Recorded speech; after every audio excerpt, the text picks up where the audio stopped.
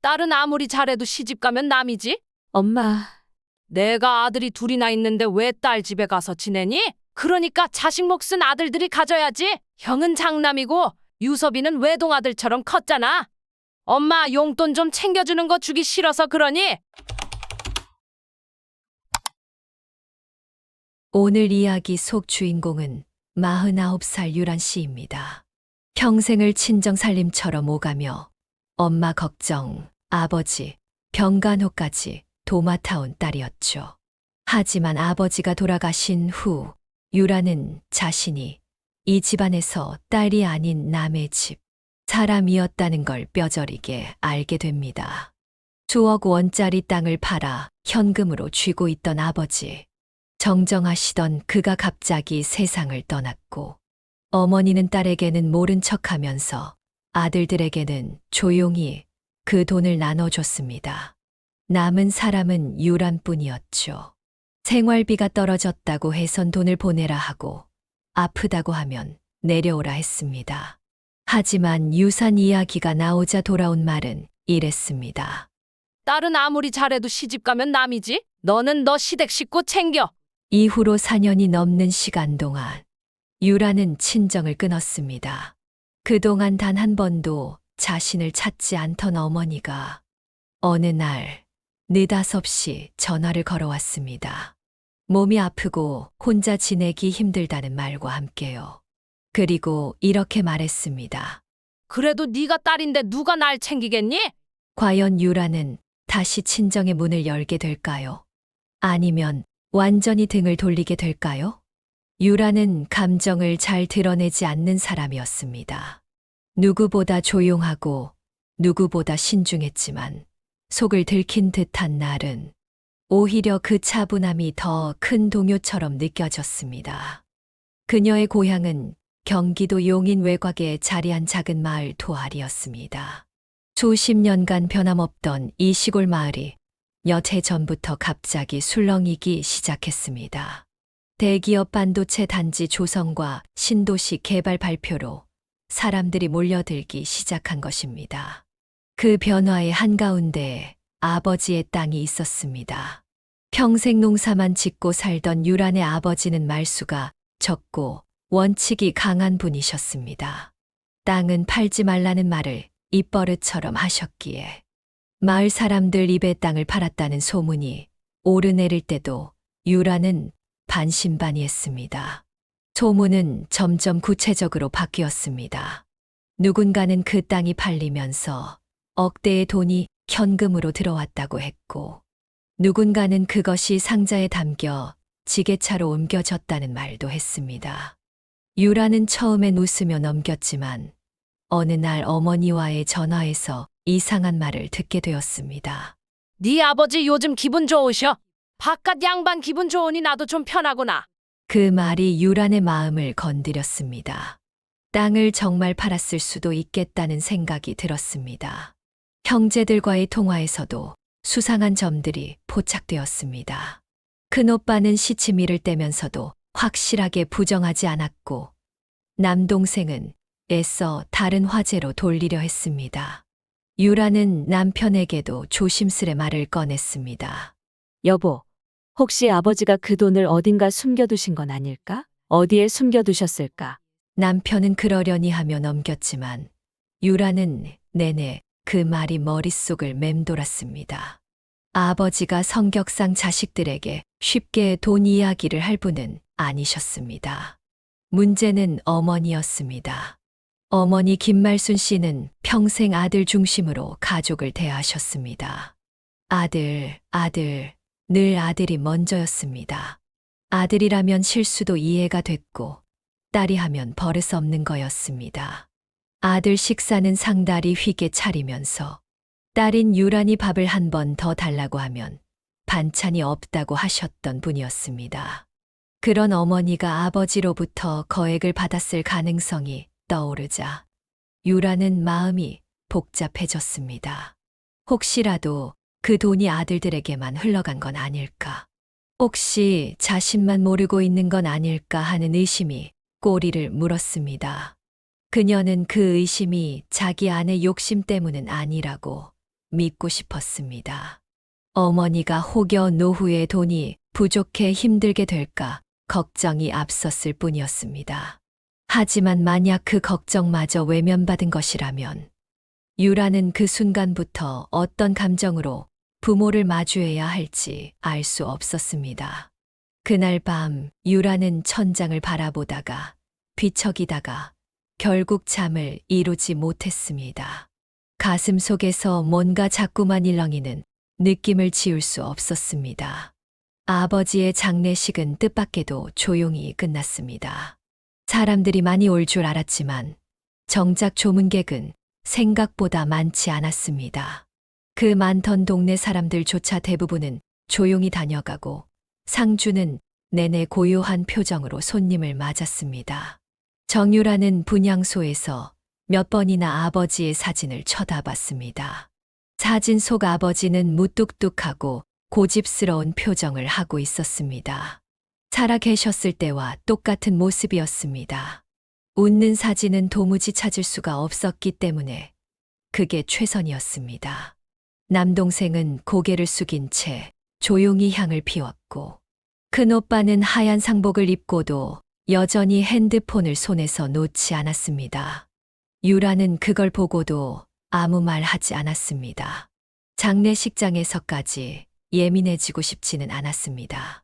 어머니는 조문객이 빠진 밤 한쪽 구석에서 혼자 밥을 드셨습니다. 밥알을 씹는 속도도 느리고 반찬도 거의 손대지 않았습니다. 유라는 작은 찬압을 열어 어머니 쪽으로 밀어드렸습니다. 엄마, 이거 조금 드셔보세요. 뭐라도 좀 드셔야죠. 아까 전 안 드셨잖아요. 어머니는 고개를 저었습니다. 소화가 안 돼. 그냥 둬. 내가 알아서 먹을게. 지금 내가 뭐가 들어가겠니? 너도 참. 그날 밤 형제 셋은 좁은 방에서 각자 다른 마음으로 잠을 청했습니다. 유라는 눈을 감았지만 좀처럼 잠이 들지 않았습니다. 창밖에서 들려오는 바람 소리보다 이불 속에서 가만히 웅크리고 있는 큰오빠의 기침 소리가 더 크게 들렸습니다. 장례가 끝난 다음 날 어머니가 먼저 자리를 떴습니다.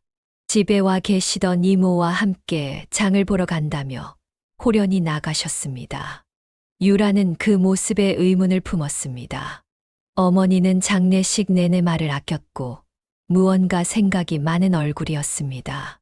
조문 정리까지 끝낸 유라는 남동생과 함께 아버지의 방을 정리하기로 했습니다. 구석에 쌓인 종이 상자들을 꺼내고 오래된 옷가지와 책들을 한쪽으로 밀어두었습니다.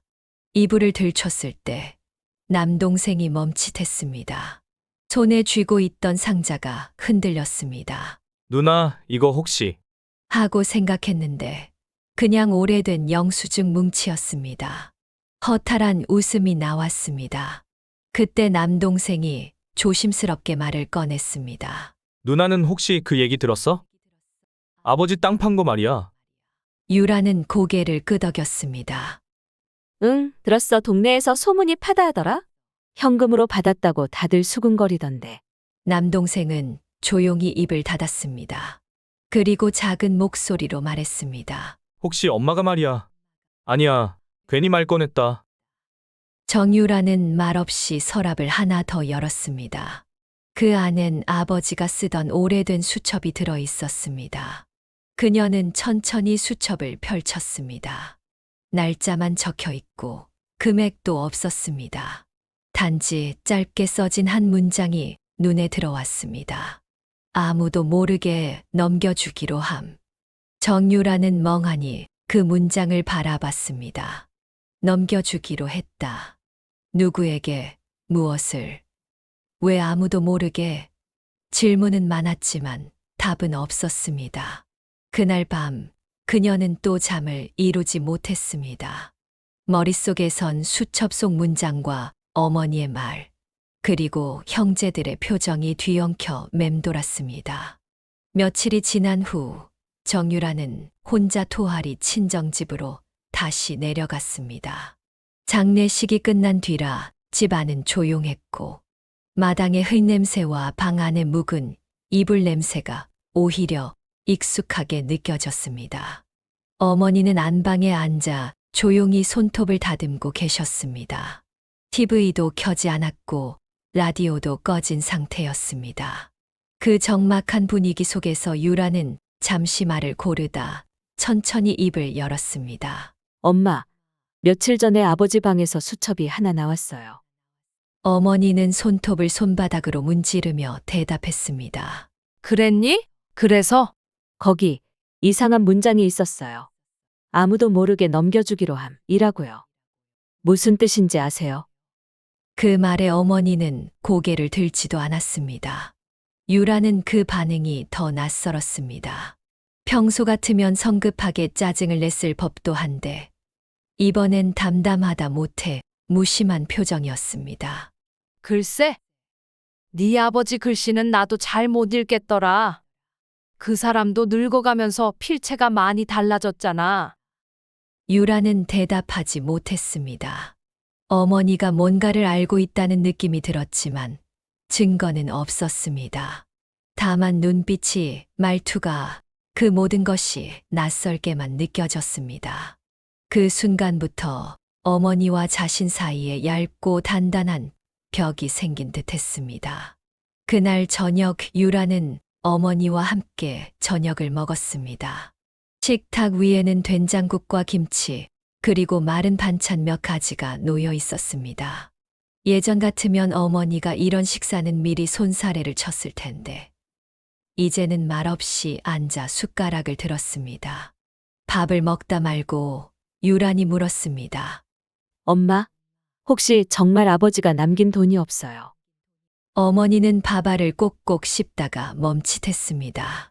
그리고 다시 숟가락을 들어 입에 넣었습니다.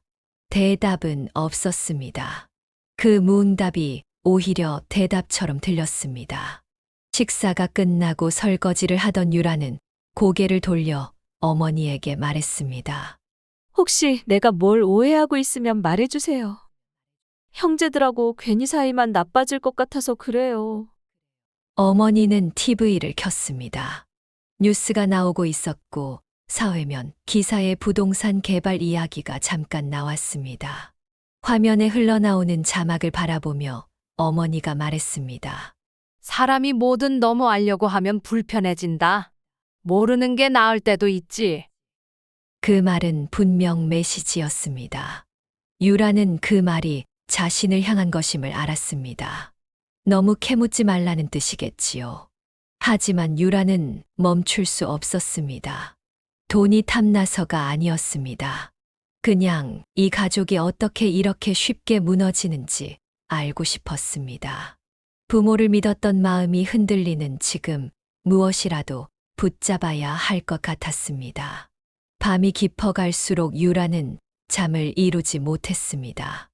더 이상 이 집이 자신을 위한 곳처럼 느껴지지 않았습니다. 누군가가 자신을 바라보며 웃고는 있지만 그 미소 뒤에서 손가락질하고 있는 듯한 느낌이 들었습니다.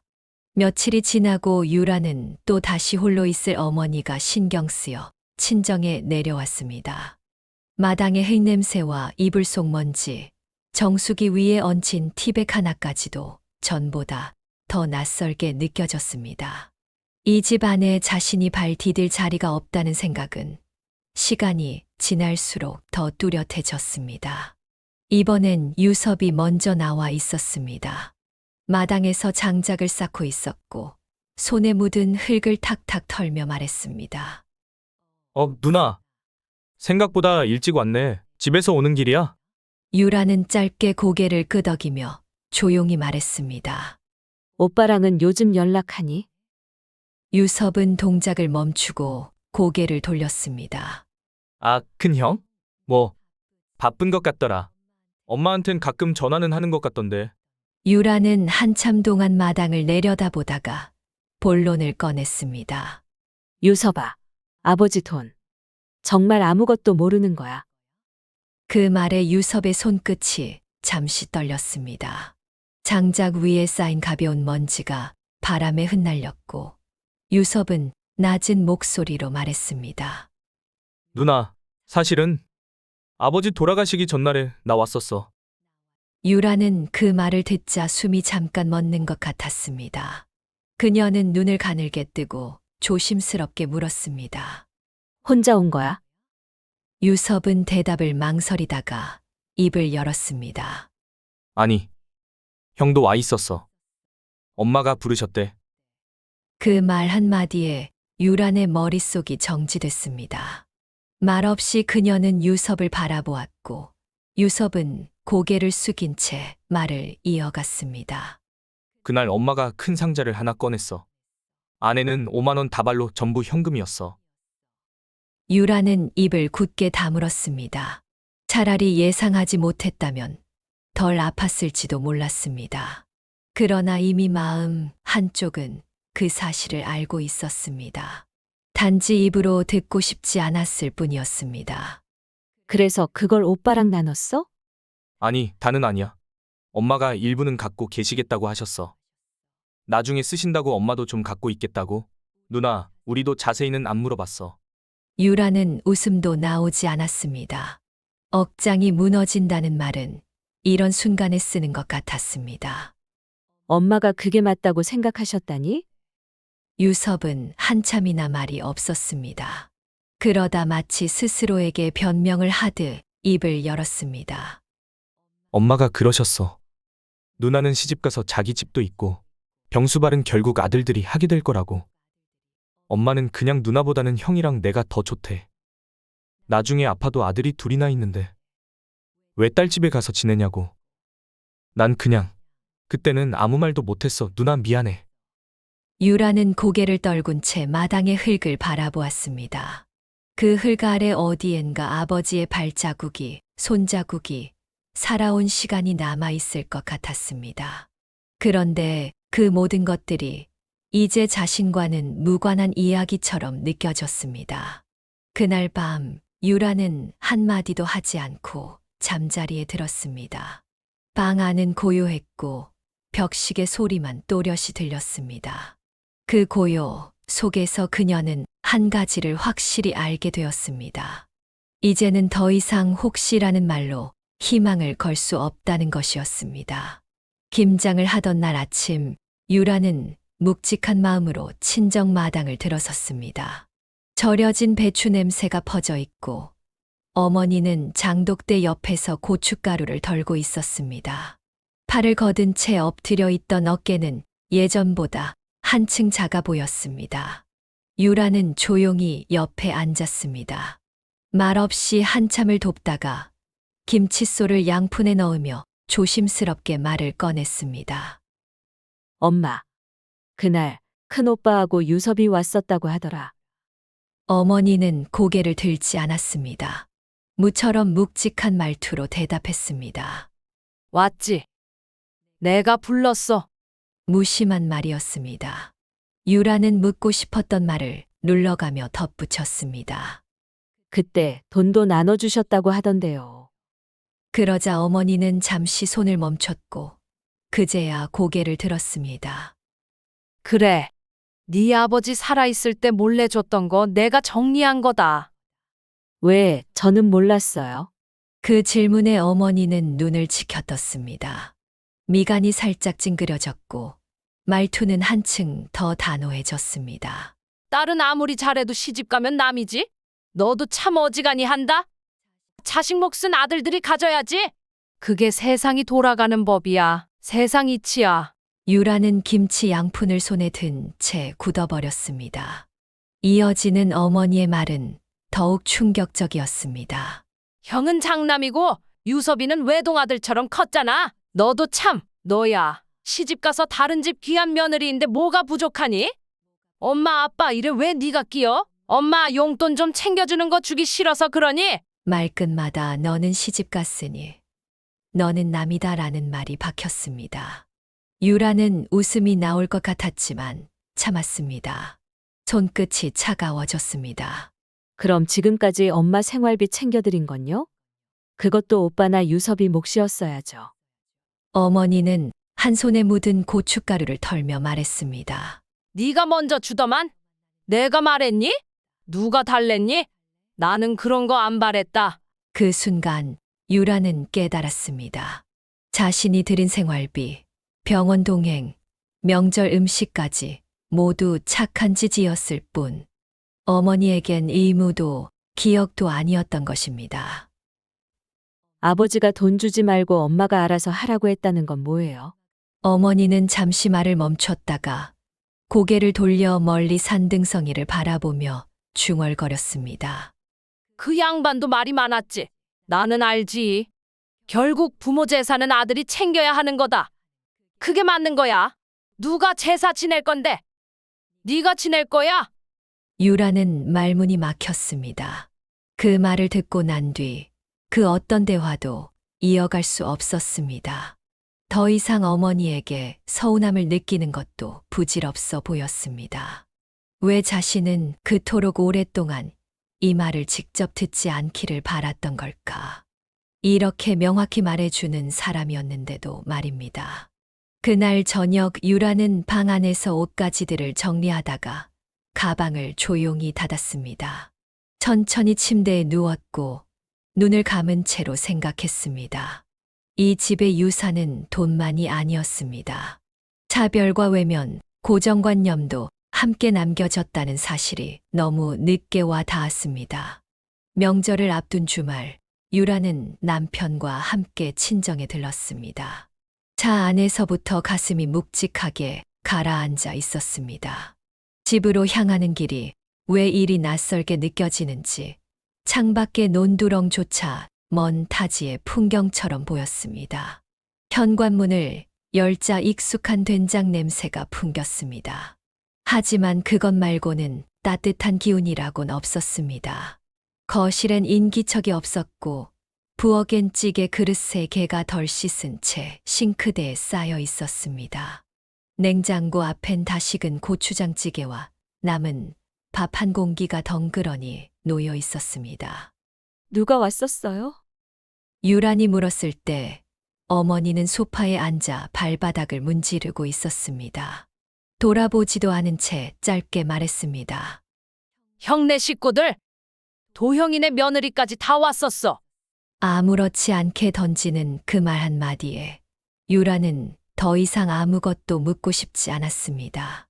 왔었다는 사실보다 그 사실을 당연하게 여기는 어머니의 태도가 더 서운했습니다. 그 가족을 위해 상을 차리고 음식을 만들었을 어머니가 유란에게는 미리 연락 한 통 하지 않았다는 것이 서글펐습니다. 엄마, 반찬 싸왔어요. 냉장고에 넣어둘게요. 빨리 상하니까 꼭 챙겨 드세요. 유라는 준비해온 반찬통을 조심스럽게 꺼내 냉장고 한 칸을 정리했습니다. 어머니는 고개 한 번 들지 않았습니다. 반찬에 대한 말도 고맙다는 말 대신 타박을 하였습니다. 전에 나물 무친 거 좀 짜더라. 참기름은 국산 쓰고 있는 거니? 맛이 좀 덜 고소하더라. 재료는 좋은 거 써야지. 남편은 동네 한 바퀴 돌겠다며 밖으로 나갔고 유라는 혼자 마루에 앉았습니다. 오후 햇살이 낡은 창문 틈으로 스며들고 벽에 걸린 시계 초침 소리가 유난히 크게 들렸습니다. 유라는 방충망 너머로 어머니를 바라보았습니다. 어머니는 TV 드라마를 보는 듯 했지만 집중하는 눈빛은 아니었습니다. 그저 화면을 가만히 응시하고 있을 뿐이었습니다. 유라는 조용히 입을 열었습니다. 엄마는 내가 그걸 평생 모를 줄 아셨어요. 아니면 알아도 말 못할 거라고 생각하신 거예요. 어머니는 아무 반응도 하지 않았습니다. 손톱을 매만지던 손이 잠시 멈췄지만 눈은 여전히 화면을 향해 있었습니다. 다 아는데도 계속 참아야 했어요. 엄마가 먼저 날 자식 아닌 사람으로 만든 거잖아요. 말이 길어지자 어머니는 천천히 고개를 돌렸습니다. 그리고 지친 듯 지겹다는 듯 대답했습니다. 얘 그만 좀 해라. 돈 타령하는 거 듣기 싫다. 그 말은 평소처럼 무심했지만 이번엔 더 차갑게 들렸습니다. 그 말이 끝나자 유라는 조용히 숨을 들이쉬었습니다. 엄마, 큰오빠는 장남이고 유섭이는 아들이니까 다 가져가는 거 괜찮아요. 그런데 나는요. 왜 나한테 아무 말도 안 했어요? 받을 생각 없었어요. 그냥 말이라도 해줬으면 좋았을걸요. 그동안 내가 계속 물었는데 왜 모른 척 하셨어요? 어머니는 눈을 치켜뜨며 말했습니다. 딸이 왜 알아야 해? 딸은 아무리 잘해도 시집 가면 남이지. 네가 엄마 아빠 제사 지낼 거니? 아니잖아. 네 자식 키우고 네 시댁 챙기면 되는 거다. 왜 이렇게 돈돈거려? 네 돈인 양 자꾸 왜 이래? 왜 자꾸 돈 타령이야? 엄마 용돈 좀 챙겨주는 거 주기 싫어서 그러니? 그 순간 유라는 가슴에 돌덩이 하나가 떨어지는 소리를 들은 것 같았습니다. 그건 돈 때문이 아니었습니다. 어머니가 자신을 가족에서 제외시킨 사람으로 여기고 있었다는 사실이 가장 아팠습니다. 가방을 들어 올릴 때 유란의 손끝은 조금 떨리고 있었습니다.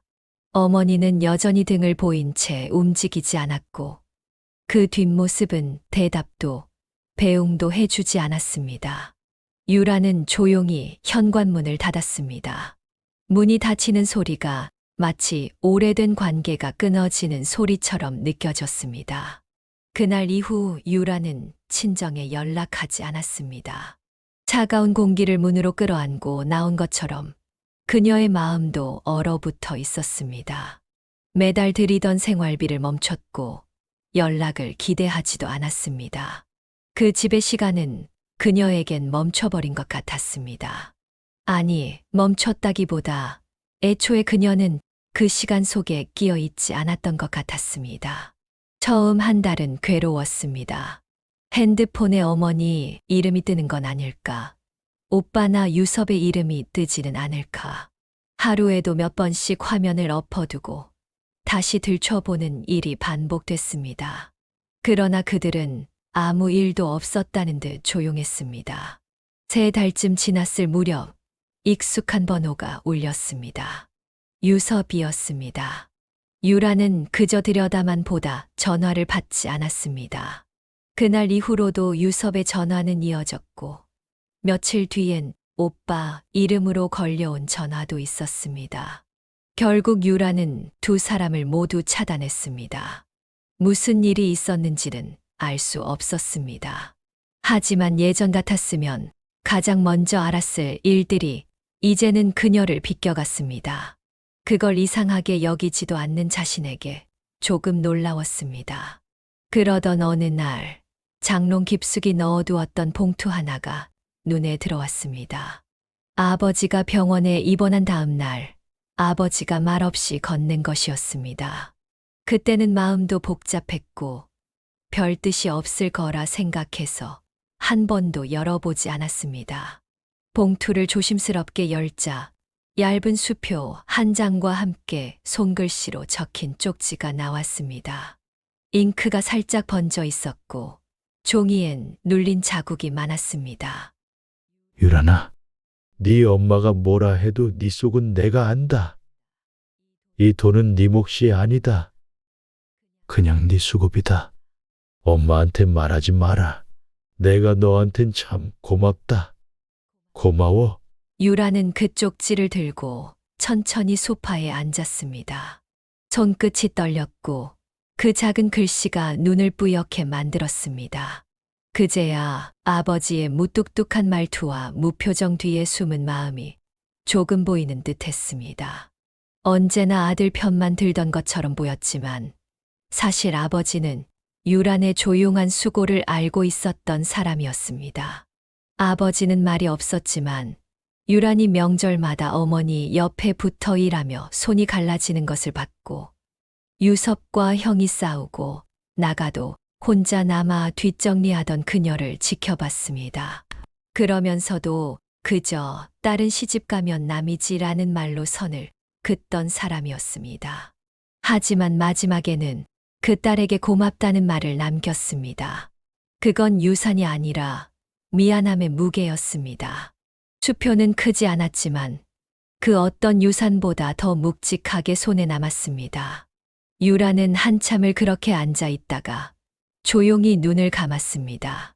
그날 밤 남편이 조심스럽게 물었습니다. 여보, 장모님 다시 안 볼 거야? 유라는 대답하지 않았습니다. 다만 고개를 천천히 저었습니다. 지금 돌아간다 해도 관계는 예전으로 돌아가지 않을 거란 걸 잘 알고 있었습니다. 어머니는 자신을 이미 남처럼 대해왔고 형제들은 사과조차 하지 않았습니다. 그 한 장의 수표. 그건 유산도 아니고 보상도 아니었습니다. 다만 한 사람의 딸로서 살아온 시간에 대한 조용한 인정이었습니다. 그거면 충분하다고 유라는 스스로에게 말해 주었습니다. 시간은 천천히 흘러 어느덧 4년이 훌쩍 지나갔습니다. 그 사이 계절은 수없이 바뀌었고 아이는 졸업과 취업을 마쳤으며 남편은 퇴직을 앞두고 있었습니다. 유란도 몰라보게 달라졌습니다. 여전히 일하고 가족을 챙기며 바쁘게 살았지만 마음속 한켠은 긴 터널을 지난 뒤에 고요함으로 가득했습니다. 그러던 어느 봄날 오후 전화벨이 울렸습니다. 네, 해만의 화면에 뜬 이름. 어머니였습니다. 유라는 손에 든 휴대폰을 한참 바라보다가 결국 전화를 받았습니다. 너는 엄마가 죽었는지 살았는지 궁금하지도 않니? 수화기 넘어 오래된 목소리가 툭 하고 떨어졌습니다. 예전보다 더 거칠고 건조해진 목소리였습니다. 하지만 말투만큼은 여전히 낯익었습니다. 유라는 숨을 고르며 조심스럽게 말했습니다. 무슨 일로 전화하셨어요? 잠시 뜸을 들이던 어머니는 곧장 하소연을 쏟아내셨습니다. 엄마 이제 나이 들었나 봐. 이제 혼자 지내기 너무 힘들다. 몸도 여기저기 안 좋은 데가 많고 무릎도 아프고 허리도 아파. 병원도 혼자 다니려니 겁이 나고 냉장고에 넣어둔 반찬도 다 쉬어서 버렸어. 큰며느리가 밑반찬 싸다 준다더니 바쁘다고 미루기만 하고 아직도 소식도 없다. 밥도 해먹기 어려워서 거의 라면으로 때워. 이 나이 되면 잘 챙겨 먹어야 하는데 말이야. 그것도 이제는 물 끓이기도 귀찮아서 찬물에 그냥 불려 먹어. 내 형은 바쁘다고 전화 한 통 없고 유섭이는 요즘엔 문자 하나 안 보낸다. 도대체 내가 뭘 그렇게 잘못했니? 아들 둘이나 있어도 이 나이에 이렇게 혼자 살아야 하니. 자식 키워봤자 소용없다더니 남의 집 욕할 게 아니라 우리 집 이야기였구나. 어머니의 목소리는 갈수록 높아졌고 어디서부터 시작된 분노인지 짐작조차 어려웠습니다. 하지만 유라는 그 말을 다 듣고도 아무 말도 하지 않았습니다. 속에서 뜨겁게 끓어오르는 감정을 꾹 눌러 참고 있었습니다. 그래도 네가 장녀잖아. 딸이 안 챙기면 누가 챙기겠니? 그 마지막 한마디는 결국 유란의 인내를 무너뜨리고 말았습니다. 유란은 조용히 그러나 단호하게 입을 열었습니다. 엄마 참 그대로시네요. 저는 엄마한테 바라는 거 하나도 없어요. 그러니까 엄마도 저한테 아무것도 바라지 마세요. 딸은 없다고 생각하고 살아주세요. 그 말이 끝나자 수화기 너머는 조용해졌습니다. 그리고 한참의 침묵 끝에 통화는 그대로 끊겼습니다. 그날 밤 유라는 잠을 이루지 못했습니다. 눈을 감으면 어머니의 뒷모습이 떠올랐습니다. 된장국을 끓이던 손, 오빠들 자식들에게만 웃으며 용돈을 주던 손, 그리고 자신에겐 언제나 무심했던 손이었습니다. 기억은 여전히 생생했지만 이상하게도 눈물은 나오지 않았습니다. 다음 날 아침 유라는 남편에게 조용히 말했습니다. 여보, 이제 됐어요. 정말 끝났어요. 남편은 묵묵히 고개를 끄덕였습니다. 그녀가 한참을 망설이며 꺼낸 말이 어떤 의미인지 누구보다 잘 알고 있었습니다. 유라는 더 이상 원망하지 않기로 했습니다. 그 모든 일은 자신의 삶의 일부였고 이제는 과거로 보내기로 마음먹었습니다. 사랑받지 못한 기억도 부당했던 대우도 한 번도 사과받지 못한 서운함도 이제는 모두 그녀에게서 흘러가도록 놓아주기로 했습니다. 가끔은 생각이 날지도 모릅니다. 누군가 아버지의 유산 이야기를 하거나 동네 장터에서 어머니를 보았다는 소문이 들릴지도 모르겠습니다. 하지만 그 이야기는 이제 유란의 몫이 아닙니다. 그 집에서의 딸은 4년도 전에 어느 봄날로 마침표를 찍었습니다. 더 이상 찾아가지도 돌아보지도 않기로 마음먹었습니다. 이제 유라는 그저 자기 이름으로만 살아갈 준비가 되어 있었습니다. 엄마, 이제 전화하지 않으셔도 괜찮아요. 엄마는 엄마대로 잘 지내시고 저도 저대로 잘 살 거예요. 억울했어요. 서운하기도 정말 많았고요. 그래도 그 마음까지도 이제는 내려놓으려고요. 엄마는 아들들 곁에 계시면 돼요. 저는 제 삶 곁에 남을게요. 그동안 수고하셨어요. 이제 이만 인사드릴게요. 신규 채널이라 여러분의 좋아요와 구독이 큰 힘이 됩니다. 행복한 하루 되세요.